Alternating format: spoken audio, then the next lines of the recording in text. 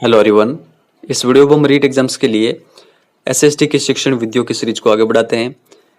देखिए, जो शिक्षण सहायक सामग्रियां हैं उनसे संबंधित आज हम नोट्स देखेंगे। देखिए, शिक्षण सहायक सामग्रियां एसएसटी में तो शामिल है ही है, एसएसटी वाले सिलेबस में, और ये हिंदी संस्कृत इनमें भी शामिल है।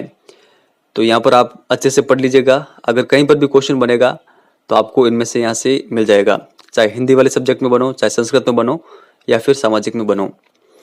तो ये काफ़ी अधिक इम्पोर्टेंट है, ध्यान से देखिएगा वीडियो। चलिए शुरुआत करते हैं। देखिए, शिक्षण सहायक सामग्रियों के अन्य क्या क्या नाम हो सकते हैं। इसे शिक्षण सामग्री भी कह सकते हैं, शिक्षण अधिगम सहायक सामग्री, उद्बोधन सामग्री, और इंग्लिश में टीचिंग लर्निंग मटेरियल। तो देखिए, आगे मैं बार बार इसका फुल फॉर्म नहीं लिखूंगा, शॉर्ट फॉर्म के रूप में लिखूंगा TLM। तो ये आप ध्यान रखिएगा, टीचिंग लर्निंग मेथड। शिक्षण प्रक्रिया को छात्रों को सिखाने में सहायता और गति प्रदान करना क्या है, TLM यानी शिक्षण सहायक सामग्री, टीचिंग लर्निंग मटेरियल। ये आप ध्यान रखिएगा। यह शिक्षण को जीवंत, सजीव, रोचक, सरल और बोधगम्य बना देती है। कमजोर बुद्धि वाले छात्रों के लिए भी इसका प्रयोग किया जा सकता है। ये व्यक्तिगत विभिन्नता को भी दूर करती है। तो ये आप ध्यान रखिएगा। अध्यापक के वाचन को कम करने के लिए भी इसका प्रयोग किया जाता है, शिक्षण सहायक सामग्रियों का प्रयोग। इसका सर्वप्रथम प्रयोग फ्रॉबेल ने किया था किंडरगार्टन विधि में, जो कि 1837 ईस्वी में दी गई थी। और ये किन बच्चों के लिए है? किंडरगार्टन विधि 4 से लगाकर 8 वर्ष के बच्चों के लिए। देखिए, फ्रॉबेल को जनक कहा जाता है TLM का। 1920 में खेल विधि के माध्यम से हेनरी कोल्डवेल कुक ने सहायक सामग्रियों को अनिवार्य रूप से प्रयोग में लेने की बात कही थी। और इनकी बुक का नाम आपको ध्यान रखना है, प्लेवे। प्लेवे किनकी पुस्तक है? हेनरी कोल्डवेल कुक की। तो ये आप ध्यान रखिएगा। और जो ये प्लेवे बुक है, इसमें शिक्षण सहायक सामग्रियों का व्यापक विवरण दे रखा है। भारत में महात्मा गांधी ने सर्वप्रथम बुनियादी शिक्षा में शिक्षण सहायक सामग्रियों का प्रयोग किया था। तो ये आप ध्यान रखिएगा। कहाँ पर? तो देखिए, वर्धा में एक स्कूल है, वहां पर। भारत में TLM के जनक गांधी जी को माना जाता है। इनकी सहायक सामग्री क्या है? अबेकस। दौलत सिंह कोठारी आयोग 1964-66। शिक्षण में सहायक सामग्रियों का प्रयोग अनिवार्य रूप से होना चाहिए। तो ये आप ध्यान रखिएगा, ऐसा किसके द्वारा कहा गया कि शिक्षण में सहायक सामग्रियों का प्रयोग अनिवार्य रूप से होना चाहिए? तो कोठारी आयोग ने। प्रथम नई राष्ट्रीय शिक्षा नीति 1986 में TLM को अनिवार्य रूप से लागू कर दिया गया था। अब हम वर्गीकरण देख लेते हैं। देखिए, शिक्षण सहायक सामग्रियों को 3 भागों में बांटा जा सकता है, ज्ञानेंद्रियों के आधार पर, प्रक्षेपण के आधार पर, और NCERT के आधार पर। तो ज्ञानेंद्रियों के आधार पर हम देखते हैं 3 भागों में बांटा जा सकता है इसको, दृश्य, श्रव्य, श्रव्य दृश्य। तो दृश्य कौन कौन सी है? श्यामपट्ट, चार्ट, चित्र, मानचित्र, मॉडल है प्रतिमान, पाठ्यपुस्तक, ग्लोब, ग्राफ, आलेख, समाचार पत्र, bulletin board, flannel board, magnetic board, epidiascope, एडियोस्कोप, टेलीस्कोप, माइक्रोस्कोप, फिल्म पट्टिका, अबेकस, जादुई लालटेन, स्लाइड या फिर स्लाइड प्रोजेक्ट, चित्र विस्तारक यंत्र, और ओवरहेड प्रोजेक्टर। ये भी आपको ध्यान रखना है। ओवरहेड प्रोजेक्टर किस प्रकार का एक सामग्री है? तो ये है दृश्य सामग्री। और यहाँ पर और दे रखा है सिरो प्रक्षेपी। तो ये भी आप ध्यान रखिएगा। अब हम देखते हैं यहाँ पर श्रव्य सामग्रियों को।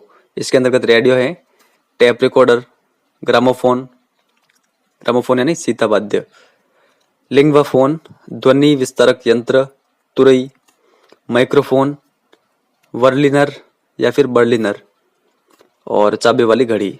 तो ये आप ध्यान रखिएगा। अब हम श्रव्य दृश्य सामग्री देख लेते हैं। यहाँ पर ये एडुसेट है, EDUSAT TV, mobile, computer, video, VCD DVD, चलचित्र, फिल्म प्रोजेक्टर, कठपुतली, बाइस्कोप या फिर बाइस्कोप, और रंगमंच। तो ये आपको ध्यान रखना है। देखिए, एग्जाम में लिंग्वाफोन से संबंधित क्वेश्चन आया हुआ है। अलग अलग प्रकार से क्वेश्चन आ सकते हैं। आपसे पूछा जा सकता है कि फिल्म प्रोजेक्टर किस प्रकार की सामग्री है? तो श्रव्य दृश्य सामग्री है। तो आपको जितने भी मैंने बताए वो आपको कंटिन्यूअसली ध्यान रखने हैं। कहीं से भी एग्जाम में क्वेश्चन बन सकता है। अब सेकंड देखते हैं, प्रक्षेपण के आधार पर प्रक्षेपी, अप्रक्षेपी और अर्धप्रक्षेपी और अप्रक्षेपी। तो देखिए प्रक्षेपी में कौन कौन सी है, overhead projector, film projector, slide projector, जादुई लालटेन, चलचित्र, एलसीडी प्रोजेक्टर, फिल्म स्ट्रिप पट्टिका और एलईडी या फिर टीवी और समस्त प्रोजेक्टर। तो ये सभी क्या है, ये है प्रक्षेपी यंत्र या फिर प्रक्षेपी सामग्रियां। अब हम अर्धप्रक्षेपी देख लेते हैं। इसमें नाटक है, कठपुतली, रंगमंच और प्रयोगशाला में प्रयोग। और अप्रक्षेपी में कौन कौन से हो गए, चार्ट, चित्र, मॉडल, मानचित्र, आरेख है, ग्राफ है, श्यामपट, bulletin board, flannel board, magnetic board और अबेकस। तो ये आप ध्यान रखिएगा सारे। अब हम थर्ड देख लेते हैं। देखिए एनसीईआरटी के आधार पर शिक्षण सहायक सामग्री को 6 भागों में बांटा गया है। चित्रात्मक सामग्री, इसके अंतर्गत चार्ट है, तस्वीर, चित्र, मानचित्र, ग्राफ, समाचार पत्र। सेकंड पर है त्रिआयामी सामग्री, इसमें वास्तविक वस्तु, आयामी मॉडल और पदार्थ। क्रियात्मक सामग्री में रंगमंच, नाटक, भ्रमण, कठपुतली, प्रयोगशाला में प्रयोग। और चौथा है प्रदर्शित सामग्री, इसमें श्यामपट, flannel board, bulletin board, magnetic board, slide, transparency.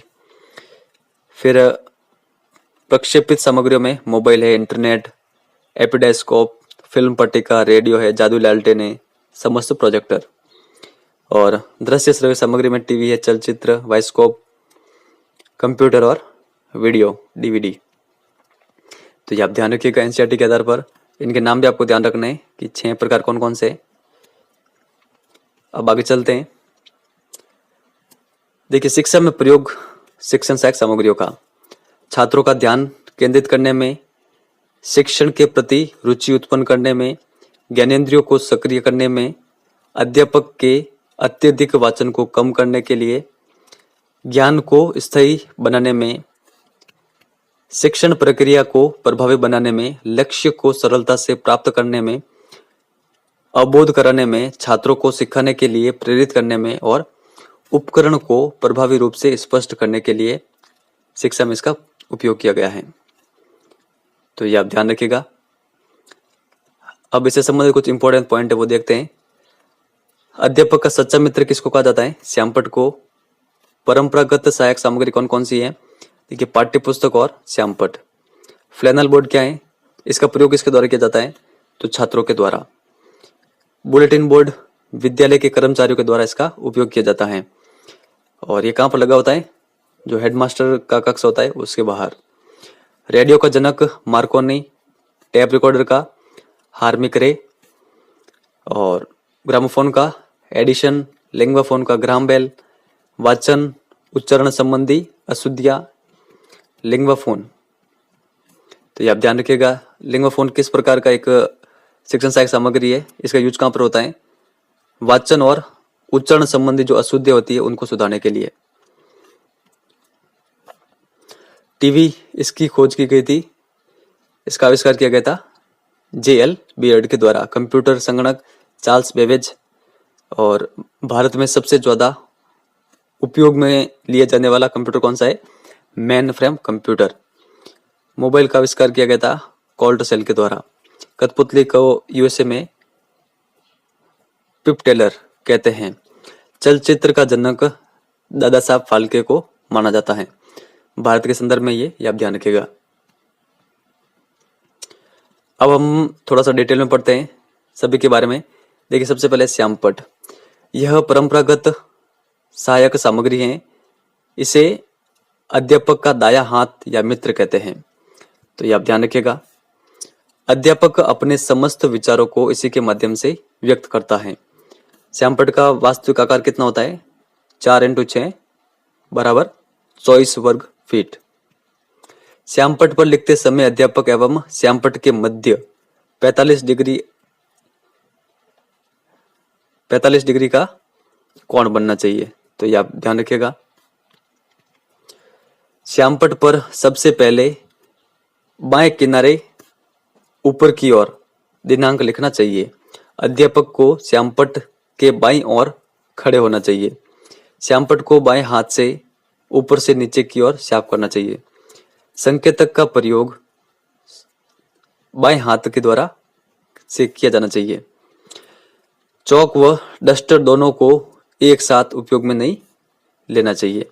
श्यामपट्ट पर सीधी रेखा में एक समान आकार में लिखना चाहिए। कक्षा में जाने के बाद एवं आने के बाद श्यामपट्ट अवश्य साफ करना चाहिए। तो देखिए श्यामपट्ट से संबंधित सारे ये फैक्ट हैं, ये आपको ध्यान रखने होंगे। अब आगे देखते हैं, पाठ्यपुस्तक परंपरागत सहायक सामग्री है जिसका प्रयोग भाषा शिक्षण व्याकरण को छोड़कर गणित है, विज्ञान आदि में आवश्यक रूप से किया जाता है। पाठ्यपुस्तक को बाएं हाथ से पकड़ना चाहिए। अब हम देखते हैं फ्लैनल बोर्ड। इसे लकड़ी के फ्रेम में मोटे खादी के कपड़े को लगाकर बनाया जाता है। तो आप ध्यान रखिएगा फ्लैनल बोर्ड में कौन सा कपड़ा यूज होता है, खादी का। इसका आकार कितना होता है, 15 से 18 वर्ग फीट। विद्यालय भवन के मुख्य प्रवेश द्वार के आसपास में लगाया जाता है। प्रयोग विद्यार्थियों के द्वारा किया जाता है। इस पर छात्र विभिन्न प्रकार के कार्टून, हास्य चित्र, समाचार पत्र की कटिंग्स, तस्वीरें, आज का अनमोल वचन, प्रेरक प्रसंग आदि प्रदर्शित करते हैं। आगे देखते हैं बुलेटिन बोर्ड या फिर सूचना पट। यह भी फ्लैनल बोर्ड के समान ही है, किंतु इसे प्रधानाचार्य के कक्ष के बाहर कहीं पर आसपास में लगाते हैं और इसका प्रयोग विद्यालय के कर्मचारियों के द्वारा किया जाता है। इसके माध्यम से विद्यालय से संबंधित शैक्षिक सूचनाओं को विद्यार्थियों तक प्रेषित किया जाता है। इस पर प्रेषित कोई भी सूचना तभी मान्य होती है जब संस्था प्रधान के हस्ताक्षर से युक्त हो। तो ये फैक्ट आप ध्यान रखिएगा। आगे देखते हैं एपिडाइस्कोप क्या है। हिंदी में से समदर्शी कहते हैं। ये एक प्रक्षेपी यंत्र है। इसके माध्यम से अपारदर्शी वस्तुओं को प्रक्षेपित करके बड़े आकार में देखा जा सकता है। तो ये आपको ध्यान रखना है। एडियोस्कोप क्या है, जिसका अन्य नाम है एपिस्कोप या फिर जलदर्शी। तो देखिए इसका प्रयोग किया जाता है गोताखोरों के द्वारा और ये एक प्रकार का प्रक्षेपी यंत्र नहीं है, ये आप ध्यान रखिएगा। एडियोस्कोप। अब देखिए सामान्य जल के अंदर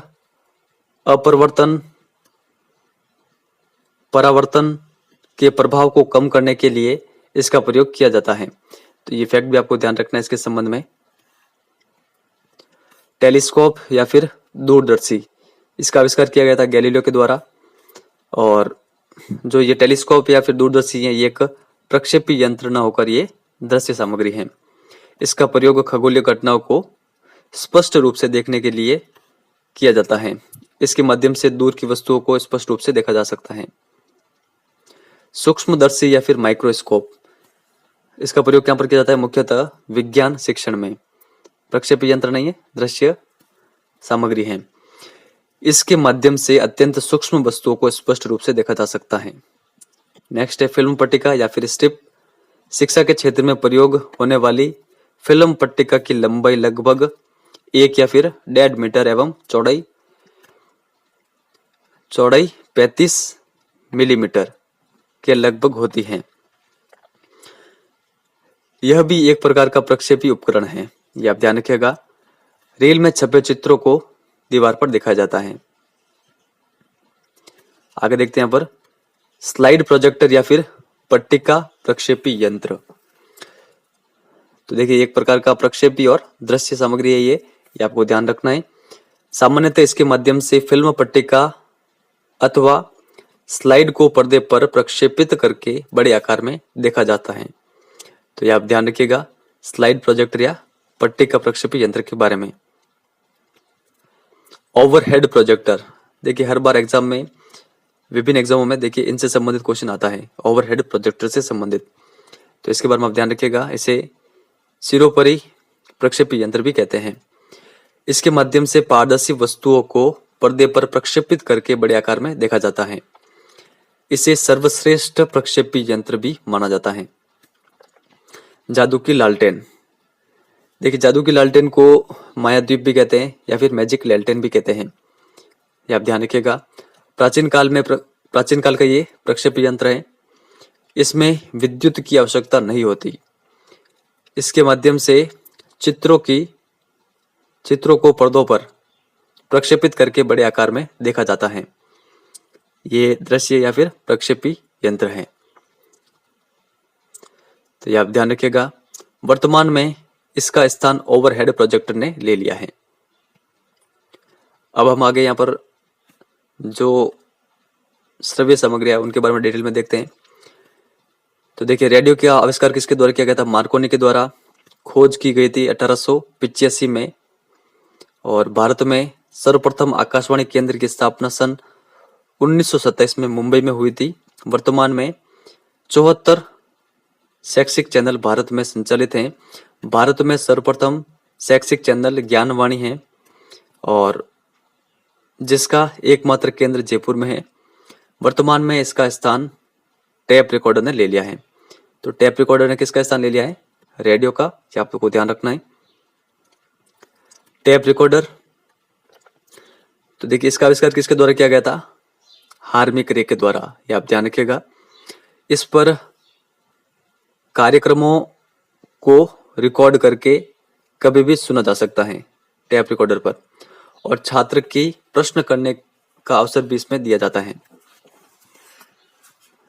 फिर आगे देखते हैं ग्रामोफोन या फिर सीतावाद्य। तो देखिए इसका आविष्कार एडिसन के द्वारा किया गया था। यह प्राचीन काल का टेप रिकॉर्डर जैसा एक यंत्र था जिसके माध्यम से छात्रों को शैक्षिक कार्यक्रम सुनाया जाता था। इसकी आवाज बहुत मधुर होती थी। लिंग्वा फोन या फिर भाषा यंत्र आविष्कार ग्राहम बेल के द्वारा भाषा सुधार संबंधी एक यंत्र है जिसके माध्यम से विद्यार्थियों को शुद्ध वाचन करना और शुद्ध उच्चारण करना सिखाया जाता है। कंप्यूटर चार्ल्स बेबेज के द्वारा इसका आविष्कार किया गया था। और इसका निर्माण कब किया गया था कंप्यूटर का? सर्वप्रथम 1933 में। विश्व में पहला वास्तविक कंप्यूटर सन 1946 में इनियाक नाम से निर्मित हुआ था। भारत में कंप्यूटर का आगमन सन 1960 में कानपुर में आईआईटी में हुआ था। प्रथम नई शिक्षा नीति 1986 के माध्यम से शिक्षा के क्षेत्र में सहायक सामग्री के रूप में इसे शामिल किया गया। तो ये आप ध्यान रखिएगा। और किस रूप में? दृश्य श्रव्य सामग्री के रूप में। वर्तमान में सर्वश्रेष्ठ सहायक सामग्री है। और विश्व का सबसे तेज कंप्यूटर कौन सा है? K3। और भारत का सबसे तेज कंप्यूटर परम, और इसका निर्माण पुणे में किया गया था। दूरदर्शन का आविष्कार J.L. बेड के द्वारा। भारत में फर्स्ट दूरबीन केंद्र की स्थापना सन 1959 में दिल्ली के पीतमपुरा नामक स्थान पर हुई थी। सन 1986 में प्रथम नई शिक्षा नीति द्वारा इसे सहायक सामग्रियों के रूप में शामिल किया गया। भारत का प्रथम शैक्षिक टीवी चैनल ज्ञान दर्शन शुरुआत 7/11/2000 को हुई थी। ज्ञान दर्शन सेकंड को एकलव्य के नाम से भी जाना जाता है। चलचित्र सिनेमा, देखिए ये दृश्य श्रव्य सामग्री तो है, ये प्रक्षेपी यंत्र भी है, तो ये आपको ध्यान रखना है। देखिए भारत में फर्स्ट चलचित्र यानी जो फर्स्ट मूवी थी उसका नाम क्या है? राजा हरिश्चंद्र। और ये एक बिना बोले मूवी थी, ये आपको ध्यान रखना है। मूक 1913 में ये बनी थी। के नाम से राजा हरिश्चंद्र के नाम से हुआ, जिसके निर्देशक थे दादा साहब फाल्के। दादा साहब फाल्के को फिल्म जगत या फिर चलचित्र का पितामह कहा जाता है। भारत में फर्स्ट बोलता चलचित्र आलमारा 1931 में बनी थी और इसका निर्देशन किसके द्वारा किया गया था? अरदेसिन एम ईरानी के द्वारा। और देखिए भारत में प्रथम रंगीन चलचित्र, इसका नाम क्या है? विष कन्या। भारत में प्रथम 3D चलचित्र, यहाँ पर ये छोटा चेतन है, तो ये आप ध्यान रखिएगा। भारत में प्रथम श्वेत या फिर श्याम से रंगीन में परिवर्तित चलचित्र कौन सा है? मुगल आजम। आगे देखते हैं यहाँ पर एडुसेट, ये क्या है? Educational satellite. इसकी फुल फॉर्म है ये एक शैक्षिक उपग्रह है, भारत का फर्स्ट और सर्वश्रेष्ठ शैक्षिक उपग्रह, जिसे GSAT-10 के नाम से भी जाना जाता है। इसे 20/9/2004 को श्री सतीश धवन अनुसंधान केंद्र श्रीहरिकोटा से अंतरिक्ष में स्थापित किया गया था। यह केंद्र कहाँ पर है? आंध्र प्रदेश में, ये आपको ध्यान रखना है। यह पृथ्वी से 360 किलोमीटर की ऊंचाई पर स्थापित है और जिसका भूमध्य रेखा से झुकाव कितना है? 19.2 डिग्री अक्षांश। तो ये आप ध्यान रखिएगा, 19 डिग्री 2 मिनट अक्षांश। तो फ्रेंड्स, ये था हमारा वीडियो आपको कैसा लगा है? अगर हेल्पफुल लगा है तो वीडियो को लाइक करके शेयर जरूर करना। देखिए, जितने भी इंपॉर्टेंट फैक्ट बनते थे वो मैंने आपको इस वीडियो में प्रोवाइड करा दिए हैं। तो ये डिटेल में भी आपको ध्यान रखना है, हो सके तो इन नोट्स को आपको कहीं पर लिख लेना है। अदरवाइज आप हमारे टेलीग्राम चैनल से ज्वाइन हो जाइए, जिसका नाम है जीके ट्रिक एजुकेशन। वहां पर मैं आपको इसकी PDF प्रोवाइड करा दूंगा। तो इस वीडियो में इतना ही है। धन्यवाद।